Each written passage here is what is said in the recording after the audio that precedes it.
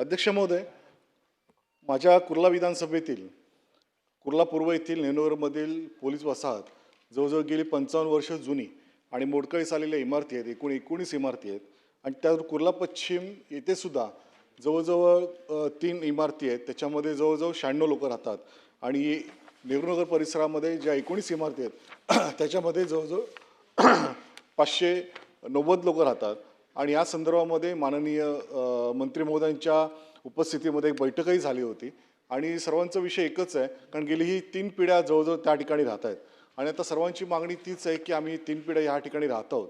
आणि आज विविध धोरणांच्या किंवा योजनांच्या खाली आपण SRAच्या माध्यमातून म्हणा प्रत्येकाला घर ह्या ठिकाणी देत आहोत मुंबईमध्ये.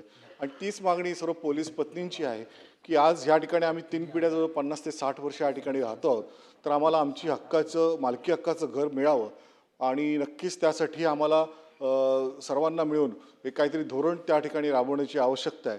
आणि त्यासाठी माझे प्रश्न हाच आहे की आपण समिती तर निर्माण केलेली आहे, समितीची एक बैठकसुद्धा झालेली आहे, पण माझा प्रश्न माननीय मंत्री महोदयांना हाच आहे की ह्या संदर्भामध्ये गृहनिर्माण आणि अशा PWD सार्वजनिक बांधकाम अशी एक संयुक्त बैठक जर तातडीने घेतली तर म्हाडाच्या जमिनीवरील ज्या पोलीस वसाहती आहेत त्यांच्या बाबतीत एक चांगला सकारात्मक निर्णय घेता येईल. कारण आपण बघितलं तर ती सगळे बिल्डिंगी एवढ्या व्यवस्थित आहेत, म्हणजे त्यांची जी जागा आहे त्या जागा एकदम चांगल्या मोक्याच्या ठिकाणी आहेत. आणि त्याच्यामुळे माननीय मंत्री महोदय, आपल्याला तो प्रश्न हाच आहे की आपण त्यांना ही मालकी हक्काची घरं देणार का? आणि त्याचबरोबर ही या संदर्भातली एक बैठक आपल्या उपस्थितीमध्ये किंवा माननीय मुख्यमंत्री उपमुख्यमंत्री यांच्या उपस्थितीमध्ये जर घेतली तर नक्की सकारात्मक निर्णय होईल. तर अशी बैठक आपण घेणार का? मंत्री महोदय. अध्यक्ष महोदय, सन्माननीय सदस्य मंगेशजी कुडाळकर यांनी हा विषयाचा वारंवार शासनाकडे पाठपुरावा केला. मंगेशजी, आपण बैठका देखील या अनुषंगानं आयोजित केल्या होत्या. तुमच्या मतदारसंघातल्या नेहरूनगर कुर्ला येथे म्हाडा वसाहतीतील पोलीस विभागास 19 इमारतींमध्ये एकूण 580 सदनिका वितरित करण्यात आल्या होत्या. या सदनिका साधारणतः 225 आणि 420 चौरस फुटात चटई क्षेत्राच्या त्या ठिकाणी होत्या. पोलीस सेवा निवासस्थानांच्या पुनर्विकास संदर्भात दिनांक 28/12/2023 रोजी तत्कालीन उपमुख्यमंत्री गृह यांच्या अध्यक्षतेखाली बैठक देखील करण्यात आली होती आणि हळूहळू पुढे हा प्रकल्प आपण त्या ठिकाणी नेत होतो. या बैठकीच्या अनुषंगानेच गृह विभागानं 2 जानेवारी 2024 रोजी एका पत्रान्वये म्हाडाच्या वसाहतीमधील 27 पोलीस वसाहतींपैकी 17 वसाहतींचा प्रारंभिक तत्वावर रिडेव्हलपमेंट म्हाडातर्फे करण्याचं त्या ठिकाणी सहमती देखील दर्शविली होती.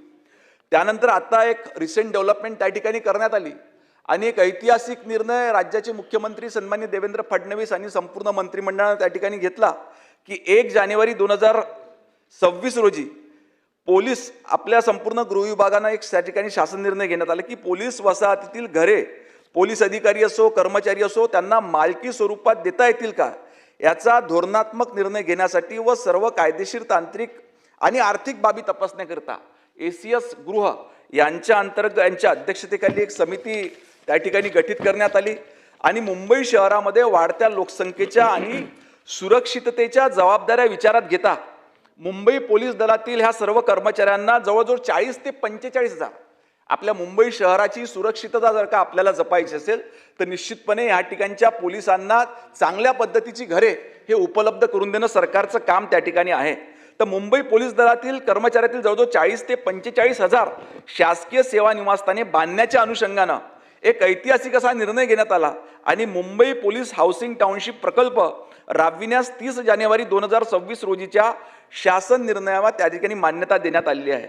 त्याच्याकरिता महाराष्ट्र राज्य पायाभूत सुविधा विकास महामंडळ म्हणजे MSIDC ही त्या ठिकाणी त्या संस्थेला कार्यान्वयन यंत्रणा म्हणून देखील घोषित करण्यात आलेला आहे. आणि माननीय उपमुख्यमंत्री गृहनिर्माण यांच्या अध्यक्षतेखाली 23/3/2026 रोजी बैठक आयोजित करण्यात आली होती. सदर बैठकीमध्ये अप्पर मुख्य सचिव गृह यांच्या अध्यक्षतेखाली 1 जानेवारी 2026 रोजी गठीत करण्यात आलेल्या समितीमध्ये 2 महिन्याच्या आतमध्ये हा अहवाल सादर करण्याचे निर्देश त्या ठिकाणी देण्यात आलेले आहे. असं अपेक्षित आहे की लवकरात लवकर हा अहवाल पुन्हा त्या समितीला त्या ठिकाणी सूचना देण्यात येईल आणि लवकरात लवकर हा अहवाल प्राप्त करून ह्या सर्व मुंबई शहरामध्ये राहणारे पोलीस अधिकारी पोलीस कर्मचारी यांना स्वतःच्या हक्काचे घरे कसं देता येईल याच्याकरता शासन निर्णय घेत आहे.